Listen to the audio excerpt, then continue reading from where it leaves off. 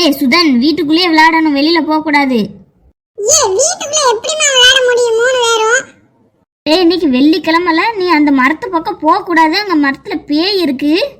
இப்படிதான் சொல்லி சொல்லி என்ன பயமுறுத்திட்டே இருக்கற. கார்த்தி, நீயாச்சும் கேளல, போகாதலங்க. அம்மா, புளிய மரத்துல நிறைய புளியங்காயா இருக்குமா, நாங்க வரும்போது பறிச்சிட்டு வரோம். புளியங்காய் பிறக்கின வயசு போதும், வீட்டுல இருங்க, சொன்னதை கேளுங்க அடங்கிட்டு. இன்னைக்கு ஒரு நாளைக்கு மட்டும் போயிட்டு வரமா? இல்லையா, அங்க போறவங்களாம் செத்து போயிட்டாங்கடா, போகாதீங்கடா யாரும். பெரியவங்களதான் பேய் பிடிக்குமா, சின்ன பிள்ளைகளை பிடிக்காது. சொல்றதை கேட்ட அடங்கி வீட்டுல இரு. அந்த பரத்துல பார்த்தேன்னு நினைச்சுக்கோங்க, மாம்பழம் தொங்குற மாதிரியே இருக்கும். அதுக்கப்புறம் அதை உங்களை வர வச்சு அங்க உங்களை கொன்றும். எனக்கு ஒரு பையன் இல்லைன்னு நான் நினைச்சுக்கிடுதேன். போ. வேண்டாம்டா, எனக்கு பயமா இருக்கு. என்னடா இருக்குன்னு பார்த்துட்டு வந்துருவேன், வாங்கடா. இந்த மரம் தான்டா. என்னடா புளிய மரத்துல புளியங்காயே காணோம். என்ன சொல்லி உன்னை ஏமாத்துனது? வாங்கடா, போயிடலாம். நைட்டு தூக்கம் வராதுடா. சுதன், நான் இல்லடா, அங்க ஏதோ வெள்ளைய ஒரு உருவம் தெரியுதுடா.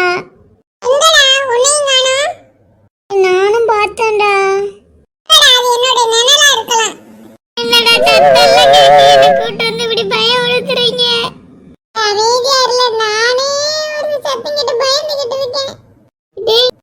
இங்க பாருங்கடா, மாம்பழமா மாறிடுச்சு மரம்.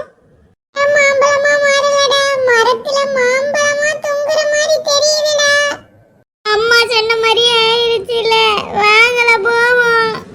இல்ல, நானும் வரேன். சுதன், என்னல இலே மாடு, எந்திரி மாடு, காலை எங்க தலைமையில போட்டிருக்க? எந்தி மாடு. என்ன காட்டிலையா கிடக்க? வீட்டுல தான் கிடக்க. என்னல கனவு கண்ட? நீ அதை துரத்துவ, அதான் உன்னை துரத்திட்டு வருது. தோல, எப்ப பாரு இதே தொந்தரவு தான் உன்னோட.